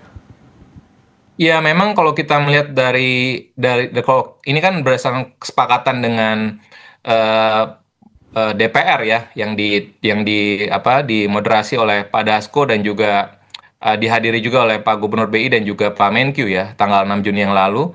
Ini juga menunjukkan bahwa sebenarnya sudah ada kesepakatan ya, bahwa ada remunerasi yang akan dinaikkan ya, dengan ada penempatan di Bank Indonesia, dengan harapan tadi dalam hal pengelolaan likuiditas rupiah ini IDR kita ini bisa lebih dikelola dengan lebih baik lagi oleh Bank Indonesia. Namun kembali lagi kalau kita melihat tadi bahwa remunerasi ini bukan semata-mata remunerasi mungkin ya, karena kembali lagi tadi kalau kita melihat apa yang disampaikan juga sebelumnya dalam tayangan sebelumnya ya, yang disampaikan oleh Pak Menkyu adalah bahwa likuiditas di Bank Himbara pun juga mungkin sudah mulai menyusut ataupun sudah mulai mengetat dengan cukup signifikan gitu ya. Jadi bukan dalam artian karena hanya masalah remunerasi yang mungkin kurang gitu, tapi menurut saya ini lebih karena pemerintah memastikan bahwa likuiditas Bank Himbara ini jangan sampai mengetat cukup tajam gitu ya, sehingga dikhawatirkan nanti akan bisa mempengaruhi juga ya suku bunga di pasar, dan pada akhirnya transmisinya makin cepat ya dari sisi kenaikan suku bunga BI yang sudah kita lihat saat ini 1%, ini akan bisa ditransaksikan kepada kecepatan pada kenaikan suku bunga kreditnya juga bisa lebih cepat gitu, sehingga ini khawatirnya nanti akan bisa berdampak dampak dari kenaikan suku bunga BI ini pun juga bisa lebih dalam ya kepada pertumbuhan ekonomi yang mungkin ini menjadi concernnya dari Kementerian Keuangan sebagai otoritas fiskal gitu ya. Sementara itu dari sisi otoritas moneternya tentu ini kembali lagi kesepakatan di tanggal 6 Juni yang lalu tersebut ini menjadi tanggal 9 Juni yang lalu pun juga jadinya jadi harus dikonsolidasikan lagi gitu ya, karena bagaimana upaya-upaya Bank Indonesia untuk menjaga nilai tukar rupiah pun juga yang dimana 1-2 hari terakhir ini pun juga kembali melemah gitu ya, sehingga artinya ini yang harus kita lihat lagi bagaimana fokus dari Bank Indonesia, apakah terus mendukung likuiditas ataupun tadi menjaga nilai tukar rupiah untuk stabil di jangka pendek ini. Oke, artinya akar masalah terkait dengan remunerasi ini dengan penjelasan tadi Mas Joshua terpatahkan begitu ya, karena masalahnya bukan di remunerasi. Kemudian yang menjadi pertanyaan Mas Joshua terkait dengan penempatan dana SAL di Bank Himbara adalah seberapa efektif dan seberapa berhasil. Tentunya ada ukurannya. Apa ukuran keberhasilan dari kebijakan ini? Namun kita bahas usai jeda. Mas Joshua, tetaplah bersama kami di Kompas Bisnis.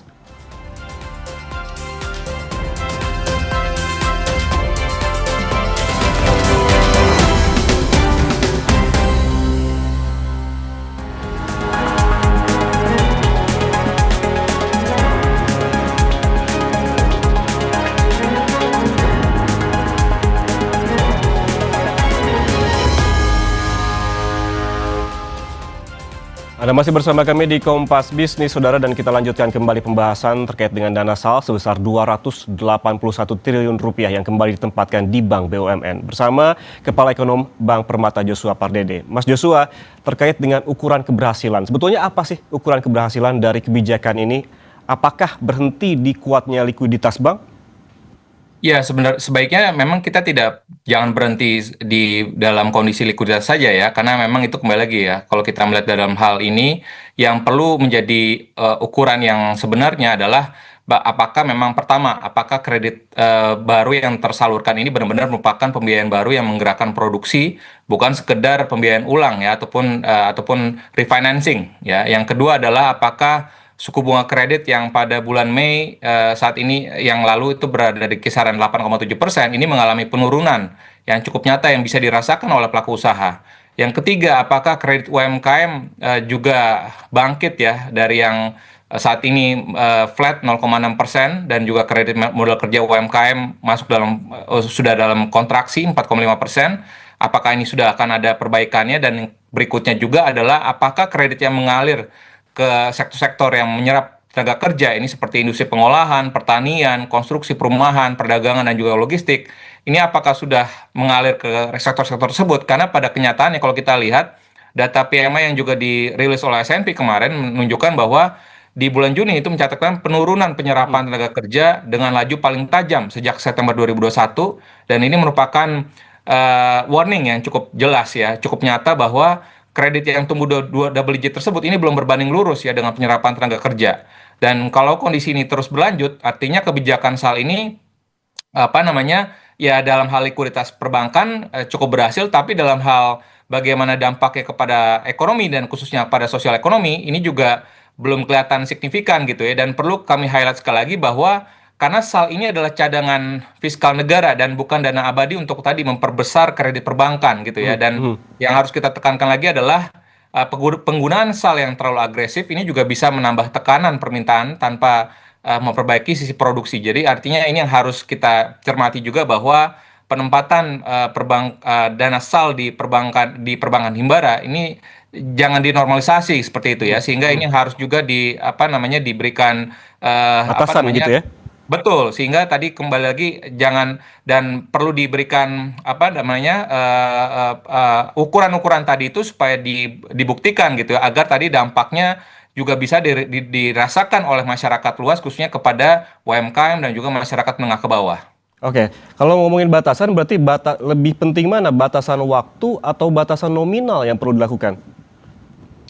Ya, saya pikir memang kembali lagi kalau melihat dalam hal ini juga dalam hal ini jadi serba sulit memang ya. Kalau dalam hal ini, kalau kita bicara likuiditas yang mengetat, tentu nanti akan bisa berdampak juga kepada industri gitu. Tapi di sisi lainnya bagaimana manfaat realnya yang juga belum bisa dirasakan. Memang ini kita pun juga belum bisa menentukan ya, Mas Ian, bahwa apakah dalam hal ini jangka waktunya, apakah dalam jumlahnya gitu ya. Tapi mungkin yang bisa kita lihat saat ini adalah supaya tadi perbankan himbara pun juga jangan sampai tadi complacent ya dengan adanya penempatan dana SAL ini gitu ya, sehingga ini juga harus dinormalisasikan gitu ya, sehingga kondisi real yang terjadi, karena tadi kembali lagi kalau misalkan ada belanja-belanja yang urgent gitu ya dari sisi pemerintah yang harus di disburse gitu ya, sehingga ya tentu prioritasnya kembali lagi ya bukan untuk memperkuat likuiditas perbankan, khususnya perbankan himbara gitu, karena kembali lagi dampaknya tadi belum begitu kelihatan kepada ekonomi real masyarakat gitu ya, sehingga kembali lagi saya pikir memang dua ukuran itu baik dari sisi jangka waktu dan juga nominalnya memang tetap harus dikaji secara berkala oleh Kementerian Keuangan tadi agar lebih terukur dan juga lebih tepat sasaran. Oke, Mas Yosua, kalau demikian jadi sebetulnya siapa yang paling diuntungkan dengan penempatan SAL di himbara? Karena seperti ada sebutkan tadi, pertanyaan besarnya apakah dana sebesar ini mengalir menjadi kredit produktif bagi UMKM, petani, nelayan juga yang masih belum terjawab. Apakah ini korporasi seperti Anda jelaskan di segmen sebelumnya?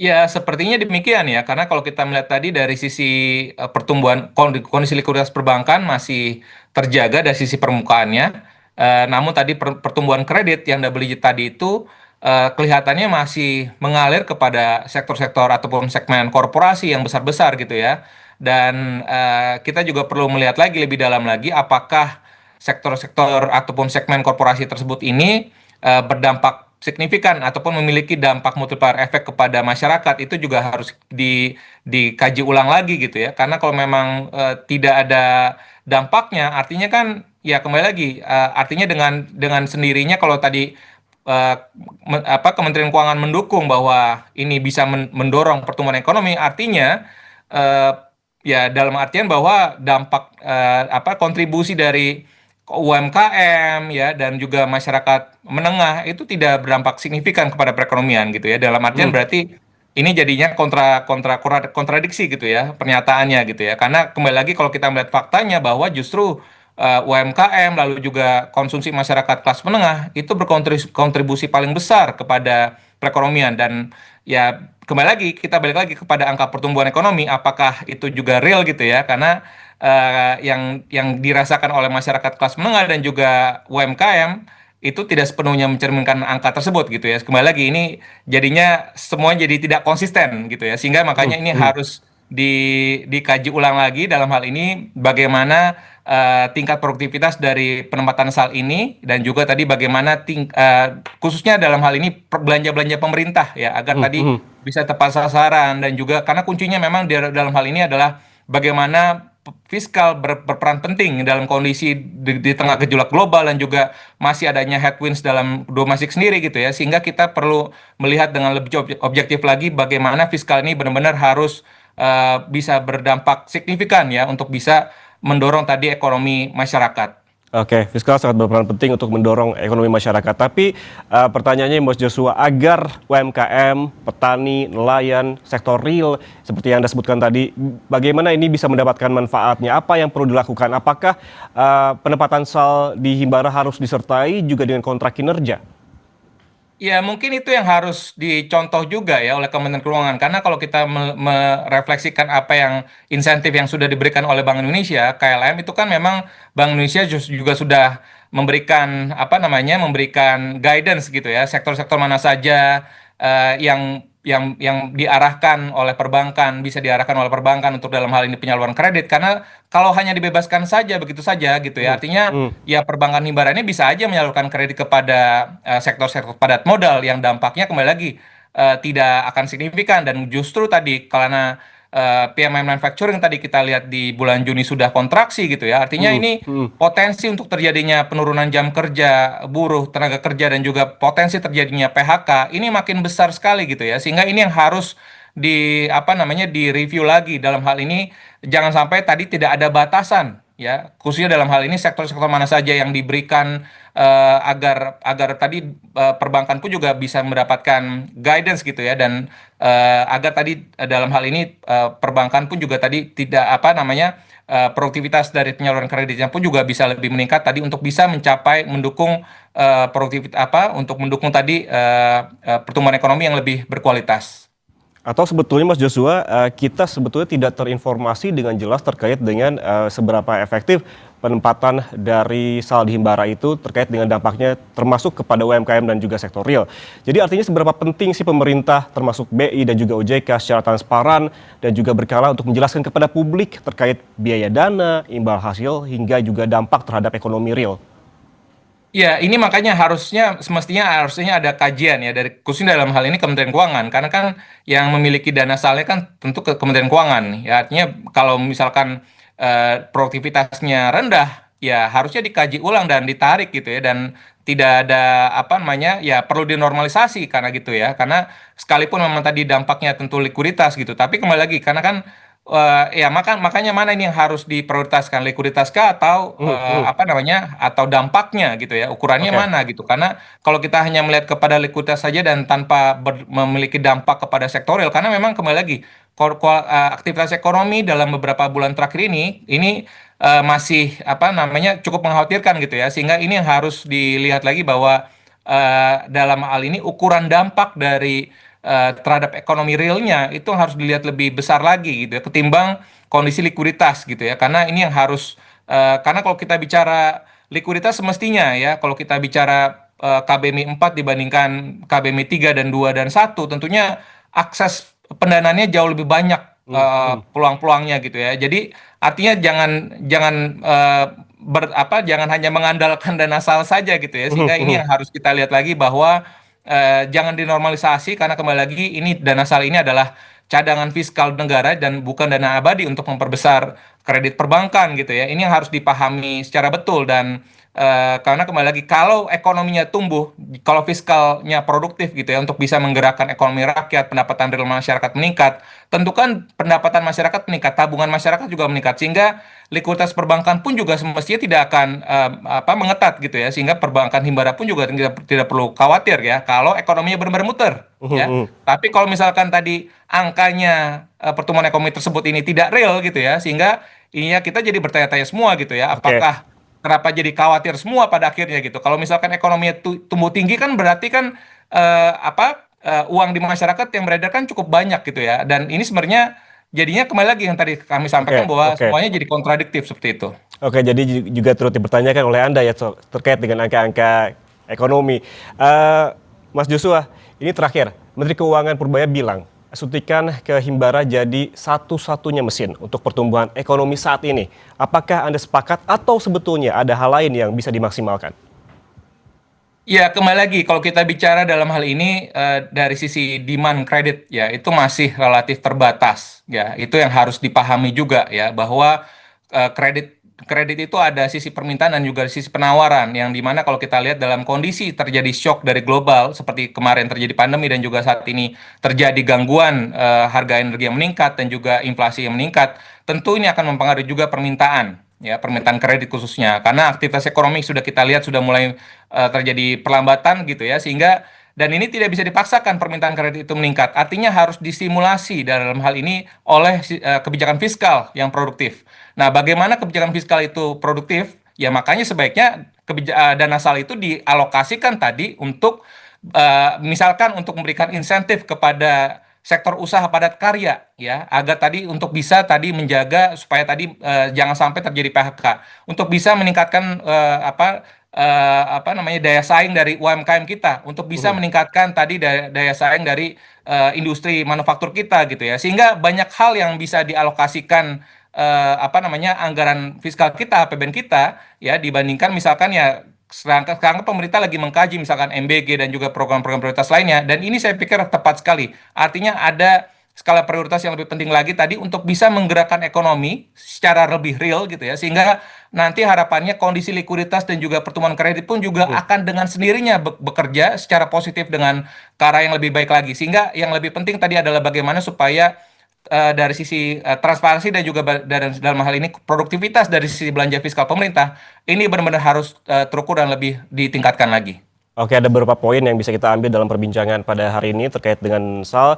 Artinya jangan hanya mengandalkan dana SAL dan juga apabila ekonomi tumbuh tentunya likuiditas perbankan juga tidak mengetat dan tentunya juga harus ada skala prioritas terkait SAL ini terutama untuk sektor industri padat karya. Terima kasih Kepala Ekonom Bank Permata Joshua Pardede atas penjelasannya di Kompas Bisnis hari ini. Sehat selalu, Mas. Terima kasih.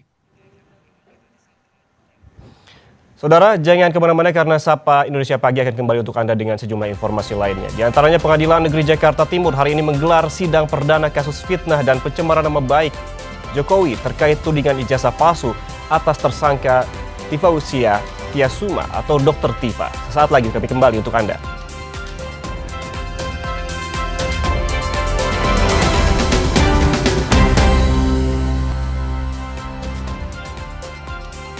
Pengadilan Negeri Jakarta Timur hari ini menggelar sidang perdana kasus fitnah dan pencemaran nama baik Joko Widodo terkait dengan tudingan ijazah palsu atas tersangka Tifausia Tiasuma atau Dr. Tifa.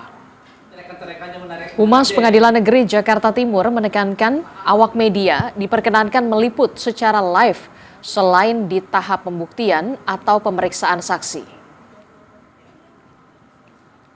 Diharapkan juga kepada masyarakat karena ini persidangan secara live untuk tidak terlalu menghadiri secara langsung persidangan di Jakarta Timur. Karena sejak pagi nanti sudah dilakukan penyekatan. Dalam tahap pembuktian nantinya dari Pengadilan Jakarta Timur menyatakan tidak diperkenankan live karena memang oleh undang-undang keterangan para saksi tidak saling mendengar. Informasi terkini kita tanyakan kepada jurnalis Kompas TV. Sudah ada Jihan Jufri dan juga juru kamera Gahniar Febrian di Pengadilan Negeri Jakarta Timur. Selamat pagi Jihan. Jihan, jadi informasinya jam berapa sidang akan segera dimulai? Ya, Disti dan juga saudara, baru saja sidang dimulai di sekitar pukul 9:10 waktu Indonesia Barat dengan terdakwa Tifauzia Tiasuma atau yang biasa dikenal dengan Dr. Tifa. Kasusnya sebenarnya sudah bergulir sejak November 2025 lalu, masih terkait dengan tudingan fitnah dan juga kasus ijazah palsu Presiden ke-7 Republik Indonesia Joko Widodo.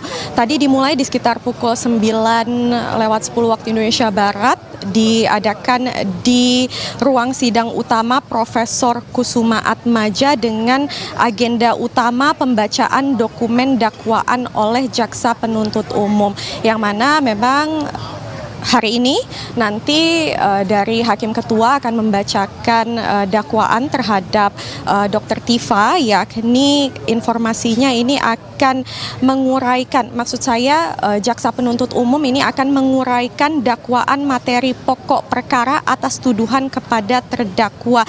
Ini memang diuraikan begitu ya sejak penetapan tersangkanya di November 2025 lalu. Tadi Dr. Tifa tiba di sekitar pukul 8:35 waktu Indonesia Barat didampingi dengan sejumlah kuasa hukum. Informasinya tadi Dr. Tifa bilang ada sekitar 25 kuasa hukum yang turut hadir untuk menemaninya di sidang pembacaan dakwaan pada hari ini. Tadi juga kami melihat Dr. Tifa tidak terlihat membawa dokumen-dokumen lain begitu ya seperti biasanya. Lalu juga tadi Dr. Tifa juga bilang hari ini hanya akan mendengarkan agenda pembacaan dakwaan saja.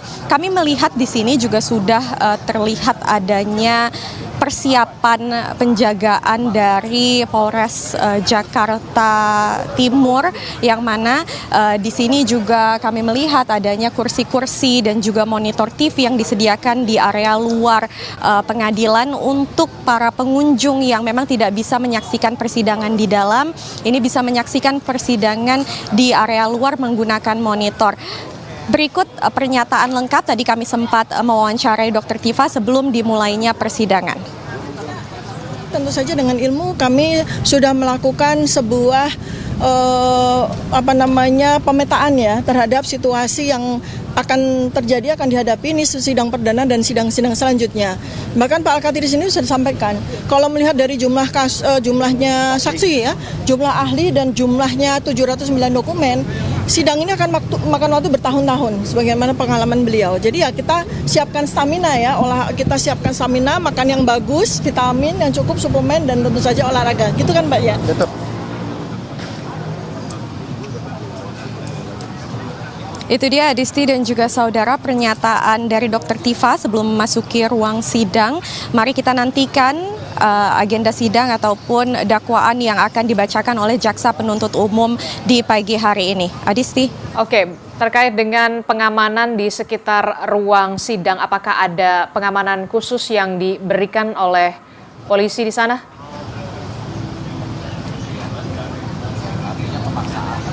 Ya, memang terlihat sejumlah pengamanan oleh pihak kepolisian, tepatnya ini dari Polres Jakarta Timur, baik di area luar dari Pengadilan Jakarta Timur ataupun di depan ruang sidang. Ini sudah terlihat adanya sejumlah polisi yang bersiaga, dikarenakan di sini juga hadir banyak sekali dari pendukung dari Dr. Tifa. Tadi kami melihat juga ada sejumlah kuasa hukum, yakni tadi informasi ada sebanyak 25 kuasa hukum ataupun tim dari advokat yang memang mendampingi Dr. Tifa, dan pastinya utamanya ini dilakukan pengamanan dikarenakan adanya banyak pengunjung yang memang mendatangi Pengadilan Negeri Jakarta Timur pada pagi hari ini. Oke, baik, kita akan nantikan sidang perdana kasus ijazah Jokowi. Terima kasih informasinya jurnalis Kompas TV Jihan Jufri dan juga juru kamera Gahniar Febrian laporkan langsung dari Pengadilan Negeri Jakarta Timur. Kita beralih ke informasi lainnya, Saudara. Warga Indramayu, Jawa Barat dikejutkan dengan kebakaran yang melanda pabrik pengolahan kayu. Insiden di Desa Pilangsari, Kecamatan Jatibarang ini terjadi pada Rabu malam. Blok Somo ada 15. Kencangnya hembusan angin dan banyaknya material yang mudah terbakar membuat api dengan cepat membesar. Besarnya kobaran api sempat membuat petugas kesulitan saat memadamkan api. Api baru bisa dipadamkan setelah 4 unit mobil dan belasan petugas damkar berada di lokasi. Tidak ada korban dalam insiden, sementara penyebab kebakaran masih diselidiki Polres setempat. Di sini gudang pabrik kayu, Pak. Pabrik kayu, mungkin kronologisnya kami juga belum dipastikan. Nanti tim dari kepolisian akan mengidentifikasi, Pak. Korban belum tidak ada, Pak. Sampai sekarang belum ada korban, mungkin tidak ada lah itu korban. Kerugian masih belum bisa ditaksir, Pak. Masih belum nanti. Kita beralih ke sorotan lain, Saudara. 9,4 kg ganja disita polisi dalam penggerebekan di Kecamatan Percut Setuan, Deli Serdang, Sumatera Utara.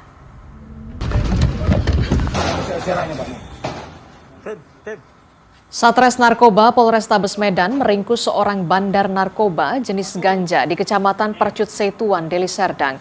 Pelaku jadi target polisi dalam 1 bulan terakhir lantaran teridentifikasi sebagai pemasok narkoba ke Kota Medan.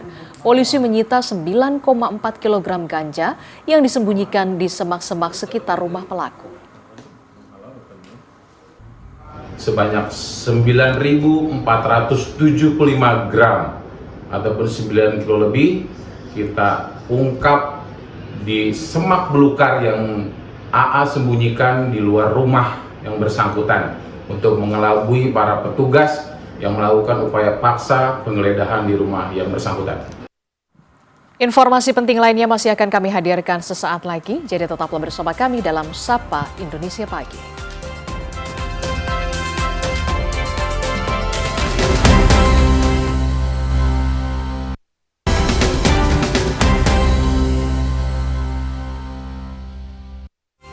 Serangan drone Rusia kembali menghantam wilayah Kherson, Ukraina. 3 warga sipil dilaporkan tewas, termasuk seorang remaja perempuan berusia 18 tahun. Menurut pejabat setempat, drone Rusia menyerang sebuah minibus yang mengangkut warga sipil di Kherson. Serangan itu menewaskan 2 orang dan melukai 6 lainnya. Salah satu korban adalah remaja berusia 18 tahun yang tengah menuju pengurusan dokumen pendaftaran kuliah. Pada hari yang sama, drone Rusia kembali menyerang pusat kota Kherson. Serangan udara menyebabkan 1 orang tewas dan 2 warga lainnya mengalami luka-luka.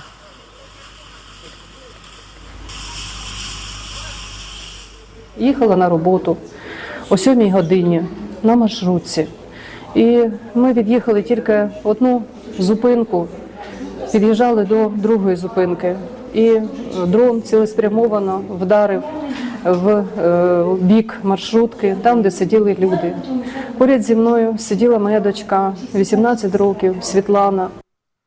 14 orang anak meninggal dunia setelah atap sebuah tempat bimbingan belajar ambruk, Saudara, dan runtuh di Lahore, Pakistan. Lokasi kejadian dikerumuni warga dengan polisi dan petugas medis yang berkumpul. Sejumlah anggota keluarga korban histeris atas tragedi runtuhnya atap tempat bimbel ini.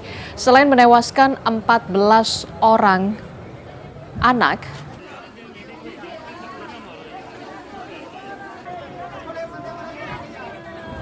sejumlah anak lainnya juga terluka. Total ada 35 anak di dalam ruangan ketika kejadian.